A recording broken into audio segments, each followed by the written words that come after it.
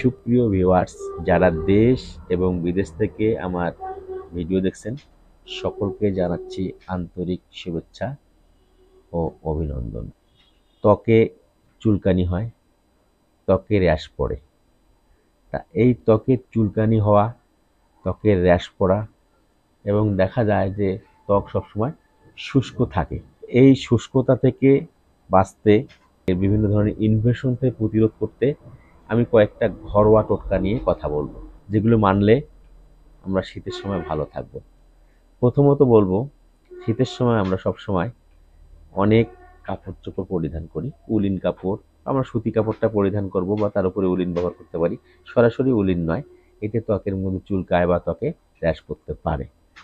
দ্বিতীয় যেটা, পানি পানের কম করে থাকি, এতে করে ত্বক শুষ্কতা হয় এবং ত্বকের আর্দ্রতা কমে যায় এবং এতে করে ত্বকে হালকা ইনফেকশন হলে সেখানে কিন্তু চুলকানি হতে পারে। তৃতীয় যেটা বলবো, যদি আমরা ত্বকে ময়শ্চারাইজ করার জন্য আমরা বিভিন্ন প্রকার লোশন, বিভিন্ন প্রকার অয়েল ব্যবহার করে থাকি, যাতে করে ত্বক ময়শ্চারাইজার থাকে এবং ত্বক সবসময় শুষ্ক না হয়, সে বিষয়টা একটু খেয়াল রাখবো। এবং তাতে যেন আমরা অবশ্যই হাইজেনিক তেলটা ব্যবহার করব, বা হাইজেনিক বা যেটা ক্ষতিকর নয় সে জাতীয় দিকটা একটু খেয়াল রাখবো। সর্বোপরি যেটা বলবো যে এই ত্বককে ভালো রাখার জন্য আমরা যখন নিয়মিত হালকা গরম পানিতে গোসল করা, এটা ত্বকের জন্য ভালো। আবার দেখা যায় যে অনেকে অনেক সময় ঠান্ডা পানি ব্যবহার, বা ঠান্ডা পানি আমরা যদি একটু হালকা উষ্ণ গরম পানির সময় খাই, তাহলে অনেক উপকার পাবো।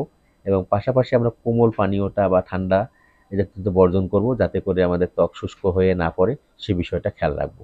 তাহলে বুঝতে পারছেন যে ত্বকের যত্নে এবং আমাদের যে কাপড় চোপড়গুলো পরিধান করি, এটাকে ত্বককে ভালো রাখতে গেলে 2 দিন বা 1 দিন পর পর চেঞ্জ করতে হবে, যার কারণে এর মধ্যে কিন্তু এক ধরনের মাইট নামে ক্ষতিকারক ভাইরাস, ব্যাকটেরিয়া কিন্তু জন্মে, যেটা আমাদের শরীরের মধ্যে র্যাশ বা চুলকানির সৃষ্টি করে।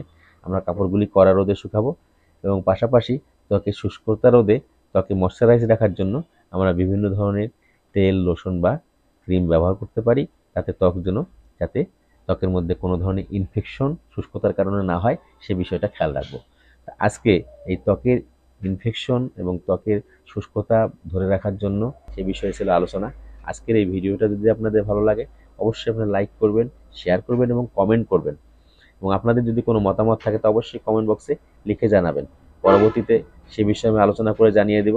আর যারা আমার চ্যানেলটি সাবস্ক্রাইব করেছেন, আমার পক্ষ থেকে অসংখ্য ধন্যবাদ। আর যারা নতুন, তারা আমার চ্যানেলটি সাবস্ক্রাইব করবেন, পাশে থাকা বেলটি বাজিয়ে দেবেন, যাতে করে নতুন কোনো স্বাস্থ্য বিষয়ক ভিডিও আপলোড হলে দ্রুত আপনাদের হোম পেজে শো করে, আর আমিও নতুন নতুন ভিডিও বানানোর অনুপ্রেরণা পাবো। আপনারা সবাই সুস্থ থাকুন, সুন্দর থাকুন।